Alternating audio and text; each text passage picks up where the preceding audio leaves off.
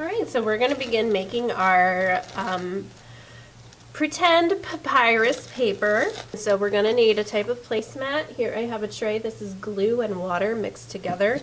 And we're going to need some paper towels because we're going to get a little messy here.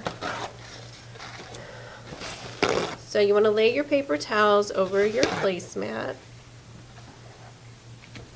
And I have already torn up strips of brown paper backs, and this is what's going to be like our papyrus. So what we're going to do is we're basically going to lay the bags a little overlapping each other. That means there's no space in between. You put one on top of the other one a little bit. You're going to lay some of them together like this, and then you're going to lay some going across like this.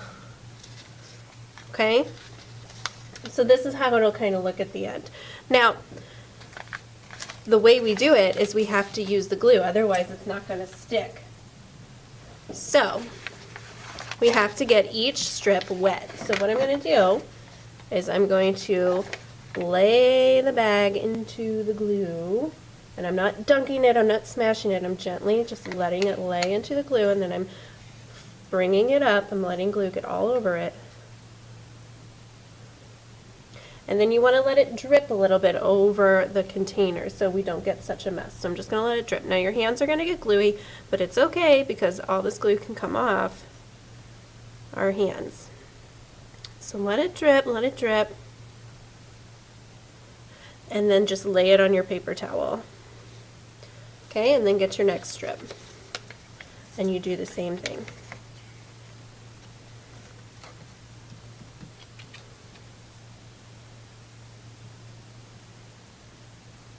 Now here is where you want to overlap. So I'm going to lay this guy a little bit on top of my first strip. So they're touching right here. And this way, when it dries, that glue will hold on tight. And you're going to do another one.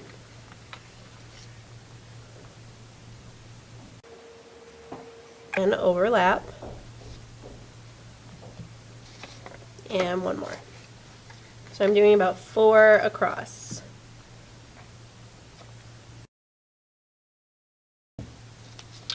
Alright, and now my next step is I'm going to take the other strips and I'm going to go from the top down, going the opposite direction.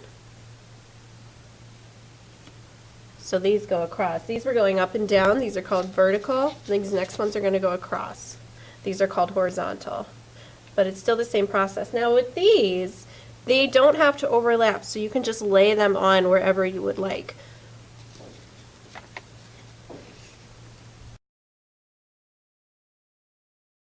And that just makes it a little more secure if we have some going up and down and some going across. Okay, so now everything is soaking wet. We can't do anything else. So we're just going to simply take our placemat with everything on it, and we're going to put all of this on the drying rack to dry.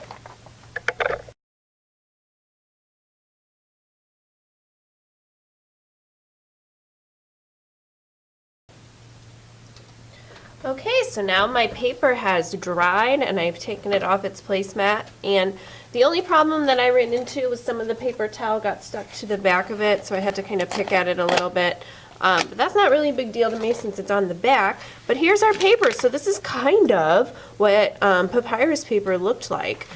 So it wasn't perfectly flat, it wasn't perfectly smooth, it had a texture to it, but this is what they used as paper, and they would use this to communicate with. So what we're going to do here is I'm going to actually draw on our paper that we made, and we are going to use Egyptian writing, and we're going to just draw our name on it, but we're going to do it in their way using a hieroglyphic, which are pictures and symbols that convey meaning.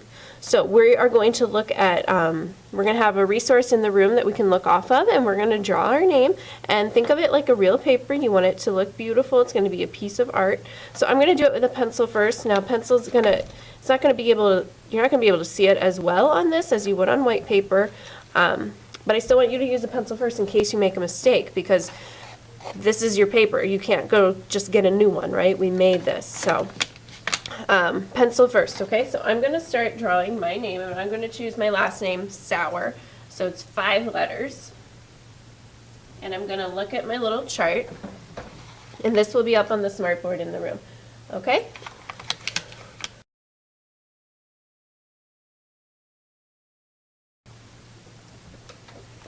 Okay, so I've drawn it out with pencil. You can't really see it, but I am going to add some extra designs around the edges, and these are based on actual designs that I've seen in Egyptian artwork.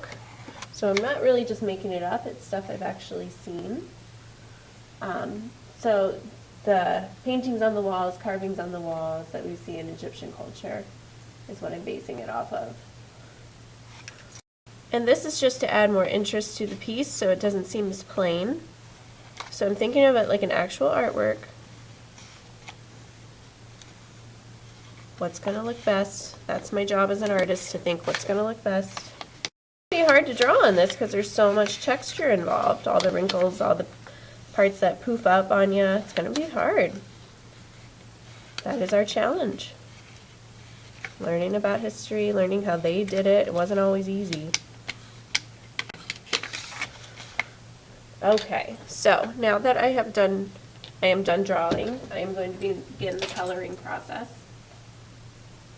And I'm going to use construction paper crayons for this one, just because it's on darker paper instead of white paper. So you want to plan out your colors.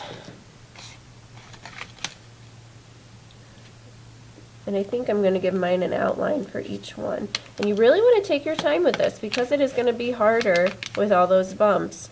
I don't want it to look sloppy. I still want it to look pretty. So you have to hold your paper down with one hand and really try to make it as gorgeous as you can.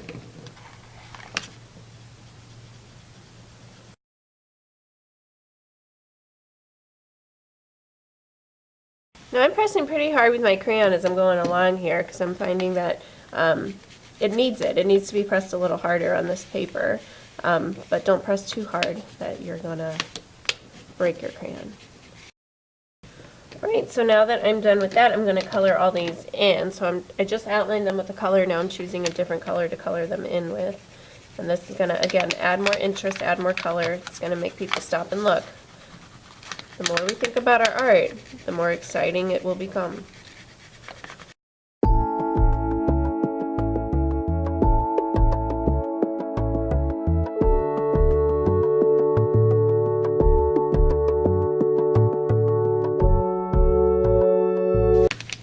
Okay, so now I'm just kind of going back to where I feel I need to go back and making some things a little brighter or a little thicker. So I'm reflecting upon my work. I've stopped and I've looked at it and I said, what else does it need? So I'm going back and I'm thinking my outlines need to be a little thicker. So that's part of my reflection. So now I go back to make my art better.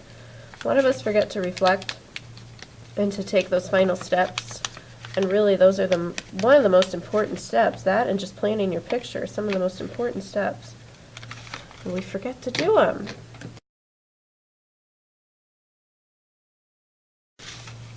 Okay, so I think I am all finished. I'm happy with what I have created. I've reflected on it and I think it looks pretty nice.